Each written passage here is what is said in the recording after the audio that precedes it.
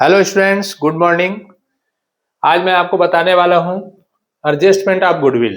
Retirement में जब कोई पार्टनर रिटायरमेंट लेता है तो आपके पास एक जबरदस्त प्रॉब्लम आता है, वो है गुडविल का जनरल एंट्री कैसे करें। ठीक है, तो भाई ऐसा है कि इसके दो कंडीशंस हैं, जिसमें से पहला कंडीशन मैं अभी ले रहा हूं आपको, when goodwill is not appearing in the books. मतलब जब ख्याति पहले से न हो, मतलब हमारे बैलेंस शीट में पुराना गुडविल नहीं है फर्म में, तो इस कंडीशन में क्या करेंगे आप, नया गुडविल का वैल्यूएशन करेंगे। नया गुडविल का वैल्यूएशन आपको या तो करने के लिए भी बोल सकता है क्वेश्चन में, या फिर आपको दिया रहेगा कि अगर कोई पार्टनर रिटायरमेंट होता है तो फर्म में गुडविल कितने का आपका रखा गया है, वैल्यूएशन किया गया है। तो इस कंडीशन में आप जनरल एंट्री क्या करेंगे वो मैं आपको बताने वाला हूं विद क्वेश्चन के साथ। ठीक है, तो इसमें आपको गेनिंग रेशियो निकालना पड़ेगा। जिस जिस पार्टनर को गेन होगा वो रिटायरिंग पार्टनर्स को उसके गुडविल का पैसा देगा। कैसे?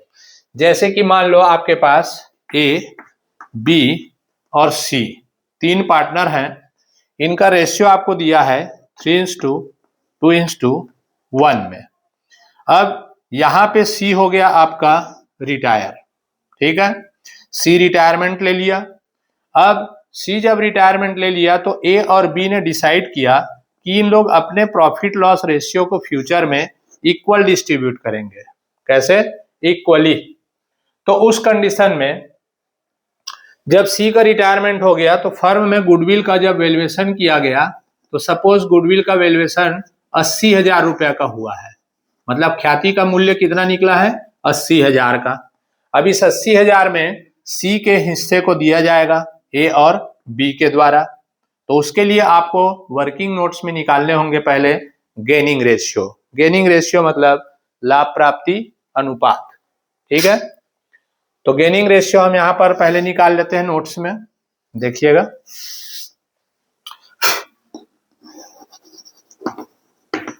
गेनिंग रेशियो आप निकालेंगे कि इनका जो रिमेनिंग पार्टनर है उनका, जैसे ए और बी। तो गेनिंग रेशियो का फार्मूला आपके पास है new ratio minus old ratio. तो ए का निकालेंगे गेनिंग रेशियो, तो यहां पर ए का न्यू रेशियो बन रहा है, इक्वल है इसलिए 1/2, और ओल्ड रेशियो है इसका 3/6।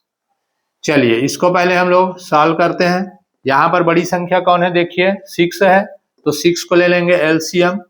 2 के टेबल से इसको आप डिवाइड करेंगे, 3 बार में जाएगा, ऊपर से मल्टीप्लाई कर देंगे, 3 1 जा 3, और यहाँ पर 6 से इसको डिवाइड करेंगे, 1 बार में गया, तो 3 1 जा 3। तो इसको ना तो भैया कोई गेन हुआ है ना सैक्रिफाइस हुआ है, 0 आ गया। बढ़िया। अब बी का देखते हैं।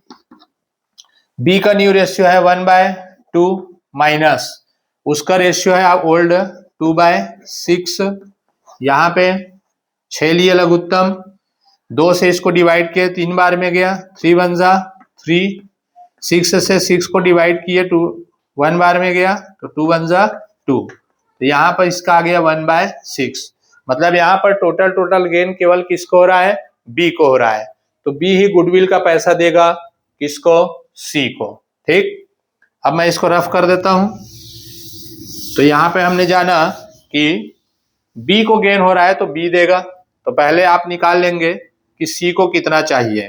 ठीक है, तो सीज गुडविल, ये सब आप वर्किंग नोट में करेंगे, वर्किंग नोट आपको दिखाना होगा। C's goodwill is equal to, तो टोटल गुडविल फर्म का वैल्यूएशन हुआ है 80,000। 80,000 का निकाल देंगे इसका शेयर 1/6। 6 के टेबल से इसको डिवाइड करेंगे, 6 1 जा 6, कैरी बचा आपका 2, पॉइंट में आने वाला है ये।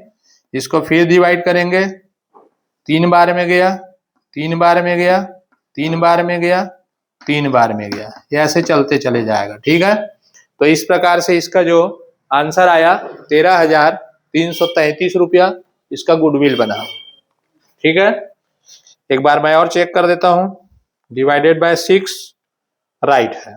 तो 13,333 रुपया जो है गुडविल, वो कौन देगा ये आप समझ जाइए। किसको गेन हुआ था? जल्दी बोलिए। इसको गेन हुआ था जी, बी को गेन हुआ था, तो यहाँ पे बी देगा, यहाँ जर्नल एंट्री आप लिख देंगे। तो बी को गेन हुआ था, तो जो देने वाला पार्टनर है, ठीक है, रिमेनिंग पार्टनर्स में जो गुडविल का पैसा देगा उसके कैपिटल अकाउंट को करेंगे आप डेबिट, याद रखिएगा, ठीक है।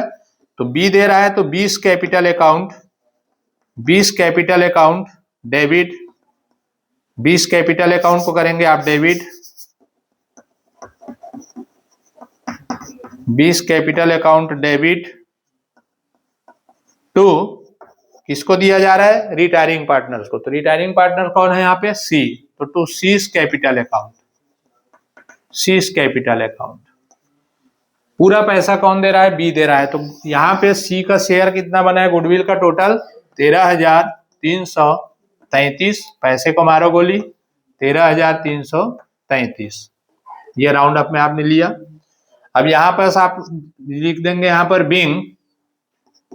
Bing adjustment entry of goodwill, goodwill की समायोजन प्रविष्टि करने पर, और ये टोटल भी आप चाहे तो लगा सकते हैं इस प्रकार से। ये तो जनरल एंट्री आप याद कीजिएगा कि जो पार्टनर को गेन हो रहा है, कोई जरूरी नहीं है कि जितने भी रिमेनिंग पार्टनर है उसके कैपिटल अकाउंट को आप डेबिट करेंगे, ठीक है, इसको गेनिंग रेशियो में ही डिस्ट्रीब्यूट किया जाता है। तो जिस पार्टनर को गेन हो रहा है वो पार्टनर देने वाला है गुडविल का पैसा, तो उसका अकाउंट हो जाएगा डेबिट, और रिटायरिंग पार्टनर से जो भी रहेगा उसके अकाउंट को करना है आपको क्रेडिट, ठीक। तो 20 कैपिटल अकाउंट डेबिट हो गया टू सीज कैपिटल अकाउंट, 13,333 रुपए इसने दिया। इसका पोस्टिंग भी हम देखेंगे कैपिटल अकाउंट में कैसे होगा, अभी बता रहे हैं आपको। अगर आप कैपिटल अकाउंट बनाते हैं डायरेक्ट, तो डायरेक्ट कैपिटल अकाउंट में आप इसको कैसे पोस्टिंग करेंगे, वो आपको ज्यादा जरूरी है सीखना। जैसे कि ये है आपका कैपिटल अकाउंट, मान लो 3 पार्टनर थे हमारे, इस प्रकार से ये हो गया आपका पार्टनर्स कैपिटल अकाउंट। इसका पोस्टिंग कैसे होगा, क्योंकि आपको डायरेक्ट कैपिटल अकाउंट बनाते हो तो जनरल एंट्री में जाने की जरूरत नहीं पड़ता है, तो जनरल एंट्री से ही आपको सीखना है क्या, पोस्टिंग, ठीक। तो ये पार्टनर्स कैपिटल अकाउंट का डेबिट साइड हो गया और ये क्रेडिट साइड हो गया।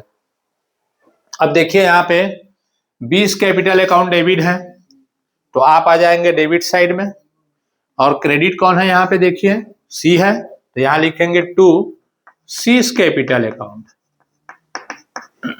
सीज कैपिटल अकाउंट, और अमाउंट डालेंगे किसके अकाउंट में, बी के अकाउंट में, 13,333 रुपया। क्यों, क्योंकि बी के अकाउंट से पैसा निकलेगा, ठीक, और वो डिपॉजिट होगा किसके अकाउंट में, सी के अकाउंट में।